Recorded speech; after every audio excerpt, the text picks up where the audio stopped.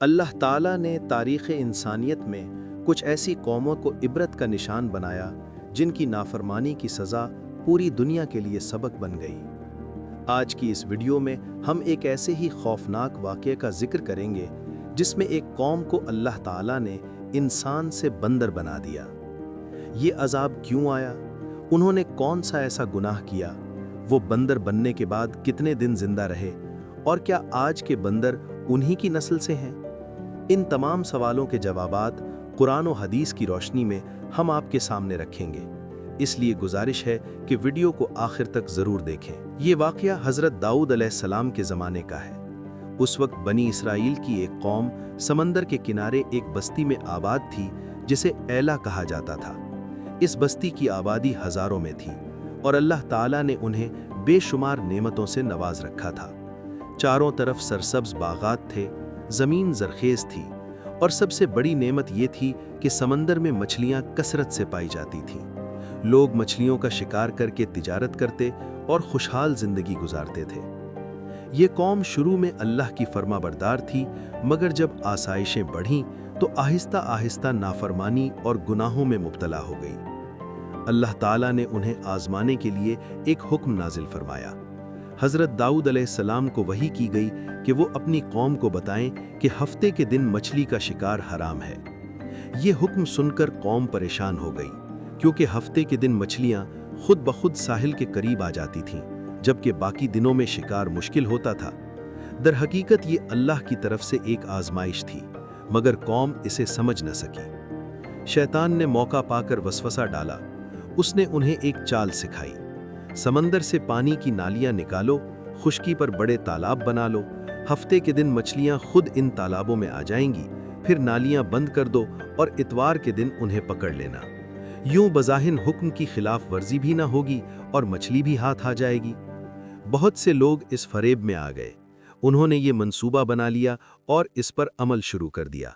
हालांकि हकीकत में ये शिकार हफ्ते ही के दिन शुमार होता था, जिसे अल्लाह ताला ने हराम करार दिया था। उस वक्त कौम 3 गुरोहों में बट गई। एक गुरोह वो था जो इस हराम काम से खुद भी बचा और दूसरों को भी रोकता रहा। दूसरा गुरोह वो था जो दिल में इसे गलत समझता था मगर खामोश रहा। तीसरा गुरोह वो था जो खुलम खुला नाफरमानी पर उतर आया और शैतान के धोखे में आकर शिकार करता रहा। हज़रत दाऊद अलैहिस्सलाम ने बार बार इन नाफरमान लोगों को अल्लाह के अजाब से डराया, मगर वो बाज ना आए। आखिरकार नेक लोगों ने उनसे अलैदगी इख्तियार कर ली और अपने इलाके के दरमियान एक दीवार बना ली। फिर वो दिन आया जब हज़रत दाऊद अलैहिस्सलाम ने इन नाफरमानों के लिए बद्दुआ की।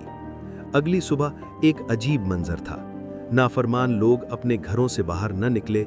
जब लोगों ने झांक कर देखा तो वो सब बंदरों की शक्ल में तब्दील हो चुके थे।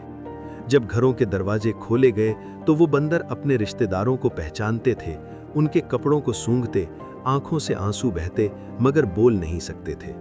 ये अल्लाह ताला का दर्दनाक अजाब था।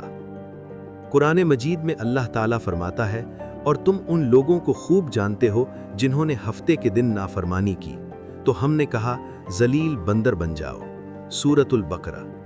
ये लोग सिर्फ 3 दिन जिंदा रहे। इस दौरान न कुछ खा सके न पी सके, यहाँ तक कि सब हलाक हो गए। अल्लाह ताला ने उन लोगों को महफूज रखा जिन्होंने बुराई से रोका या कम से कम खुद इसमें शामिल नहीं हुए। अब एक अहम सवाल, क्या आज के बंदर उन्हीं लोगों की नस्ल से हैं? हज़रत अब्दुल्लाह बिन मसूद रज़ी अल्लाह अन्हु से रिवायत है कि जिस कौम पर अल्लाह अजाब नाजिल करता है वो अजाब सिर्फ उन्हीं पर होता है और उनकी नस्ल आगे नहीं बढ़ती।